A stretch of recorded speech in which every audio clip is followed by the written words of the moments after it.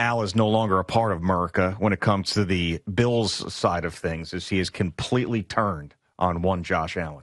Yeah. Why would you have turned on Josh Allen? Because he made a mockery of the NFL by taking one snap and then pretending that somehow makes him a starter for that game. That is a loser move.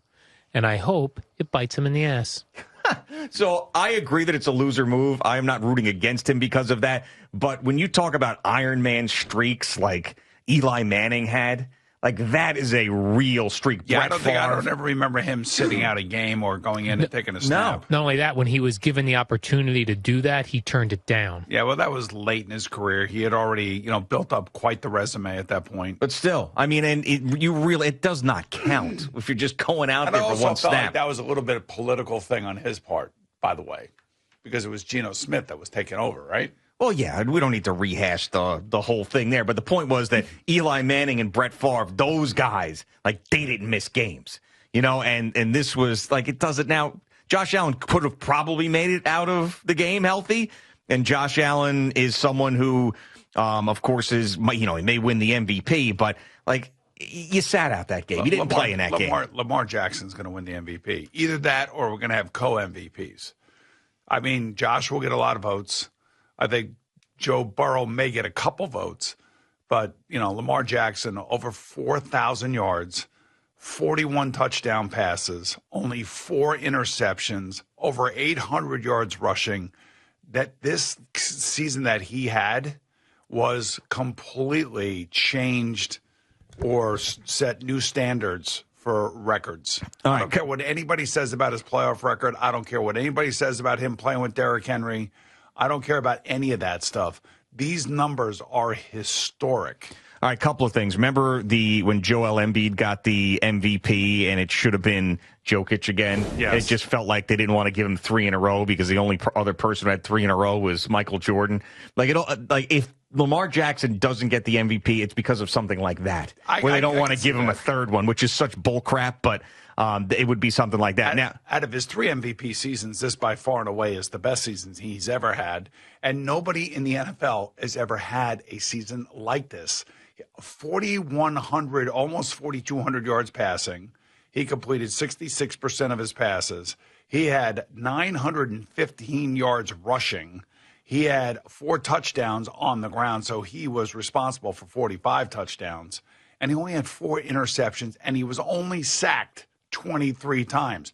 Look at how many times Joe Burrow was sacked. Oh, my God. I know. I mean, they're going to blame everything on the offensive line. Sooner or later, the quarterback's got to get rid of the football. All right, so from a standpoint of a quarterback, you played in an era where you're getting the crap kicked out of you more than these guys are. You take pride in being able to start and go out there, be with your team, playing through high ankle sprains, playing through all these things.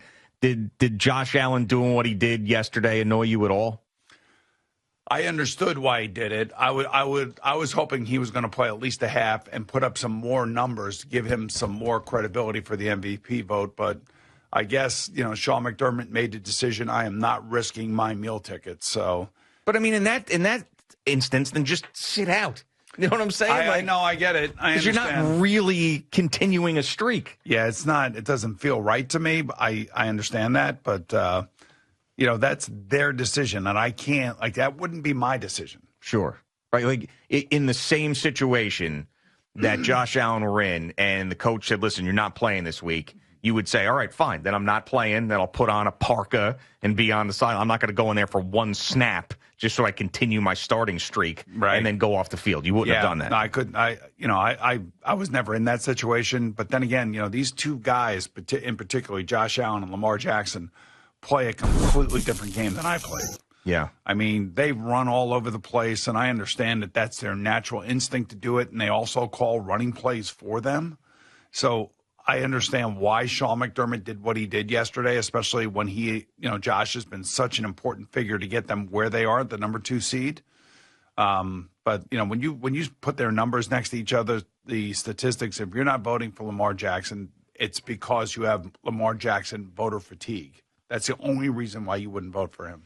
Yeah, I mean, I think that he has cemented himself as a first ballot guy already. And by the way, it's no disrespect to Josh Allen's season. He had a great season. Yeah. Everybody knows how talented and how good he is and how explosive he is and how important he is to his team, just as Lamar Jackson is for the Baltimore Ravens. And I think both of those guys would trade that MVP to beat the Chiefs and go to the Super Bowl. Right. I mean, both those guys would at this point, especially. I mean, you want to talk about pressure on quarterbacks and going into the postseason. Both Lamar Jackson and Josh Allen have just huge weight on their shoulders, and for different reasons. I mean, now the Baltimore Ravens have won Super Bowls, but Lamar Jackson hasn't been on those teams, and he has had subpar performances year in and year out in the postseason. So that's more of an individual thing. You know, for the Buffalo Bills, that's a city franchise thing where we are so good. We've been good for a number of years. These windows close. We've got this guy, an MVP candidate in his prime, leading us. We got to get it done.